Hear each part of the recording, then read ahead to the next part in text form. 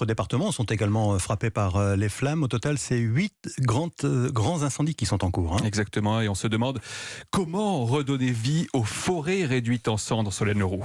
Tout d'abord, il faut définir s'il est possible de valoriser le bois brûlé en le vendant pour financer en partie la nouvelle forêt, car le reboisement a un coût entre 4 et 5 000 euros par hectare dans l'Hérault, selon Francis Cross, président des communes forestières d'Occitanie. C'est très variable. Il y a la protection des petits plants, il faut mettre des filets. Il y a le prix également des essences à planter. C'est l'étape suivante, bien sélectionner les espèces à replanter, idéalement 4 ou 5 essences différentes entre résineux et feuillus, par exemple des cèdres, des pins ou encore des hêtres ou des châtaigniers. Et puis on espère qu'au bout de 30 ans, 40 ans, voire au-delà, l'évolution du climat fera qu'il y aura eu peut-être 2 essences qui seront toujours présentes sur ces territoires. Un choix déterminant pour l'écosystème forestier, explique Anne-Lise Avril, responsable de la communication des projets forestiers chez Reforest Action. L'objectif, c'est vraiment de planter des arbres qui vont être à la fois adaptés au climat de demain, dans un contexte de changement climatique, mais aussi aux conditions pédoclimatiques, c'est-à-dire aux conditions du sol et du climat spécifique à la région où se situe la parcelle. Une diversité nécessaire alors que près de la moitié de la forêt française est constituée d'arbres d'une seule essence, selon l'inventaire forestier national.